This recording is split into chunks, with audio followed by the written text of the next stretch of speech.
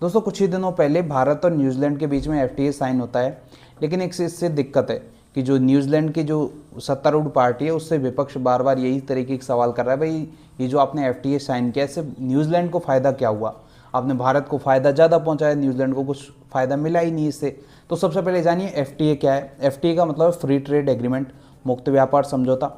कोई भी दो देश म्यूचुअल रूप से इस प्रकार से नियम बनाते हैं, भाई मान लीजिए न्यूजीलैंड से कोई प्रोडक्ट भारत में आएगा तो भारत उस पर टैक्स कम करेगा, टैक्स जीरो कर देगा, ताकि वो न्यूजीलैंड का प्रोडक्ट भारत में आसानी से उपलब्ध हो सके, सस्ता उपलब्ध हो सके। इस तरह की चीज़ें तय कर जाते हैं। और मान लीजिए भारत का कोई प्रोडक्ट है तो वो न्यूजीलैंड के मार्केट में आसानी से उपलब्ध हो सके, तो जो न्यूजीलैंड की सरकार है वहाँ उस प्रोडक्ट पर, भारत के प्रोडक्ट पर टैक्स कम करेगी, जीरो करेगी। इस तरह की होता है। अब तक भारत और न्यूजीलैंड का रिश्ते कैसे रहे? तो भाई एग्रीकल्चर से रिलेटेड रहे हैं, जो स्टूडेंट वहाँ पढ़ने जाते हैं उनके लिए अच्छा है, उस तरह की है।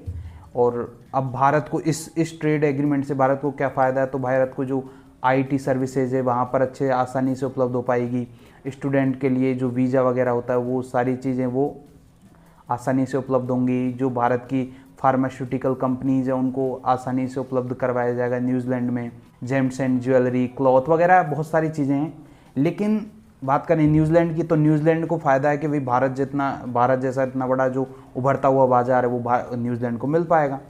लेकिन इससे यहाँ पर एक दिक्कत है, मेन दिक्कत है यहाँ पर डेयरी इंडस्ट्री। क्योंकि हम जानते हैं कि दुनिया का सबसे बड़ा डेयरी एक्सपोर्टर देश है न्यूजीलैंड। न्यूजीलैंड के पास काफ़ी डेयरी प्रोडक्ट हैं, बड़ी उनकी डेयरी इंडस्ट्री है इसका मतलब। लेकिन न्यूजीलैंड हमेशा से उसको, भारत को इस तरह से बात करता है, भाई आप डेयरी पे प्रोडक्ट का टैक्स कम करो, हम इसको भारत में आसानी से आने दो। लेकिन भारत इसको मना करता है। इसके पीछे कारण ये है कि भाई जो भारत में लोग हैं वो लगभग 7 से 8 करोड़ लोग ऐसे हैं जो कि डेयरी जो इंडस्ट्री है उससे रोज़गार प्राप्त करते हैं। अब यदि न्यूजीलैंड से सस्ता चीज़ें यहाँ पर आने लग जाएंगी, मान लीजिए दूध, पनीर वगैरह इस तरह की चीज़ें यहाँ पर भारत में सस्ती आने लग जाएंगी, तो जो भारत का लोकल जो मार्केट है, लोकल जो रोज़गार प्राप्त करने वाले लोग हैं उनको रोज़गार नहीं मिलेगा, और वो हमारे देश के लिए अच्छा नहीं है। इसी वजह से भारत इसको बार बार हालांकि इस जो अभी एग्रीमेंट हुआ है इसमें भी इसको बाहर ही रखा गया है, नहीं तो बहुत दिक्कत हो सकती थी।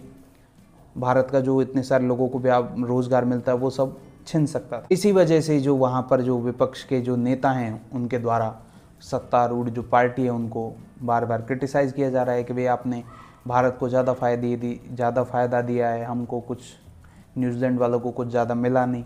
बस इस तरह की बातें हैं, बस यही बातें हैं।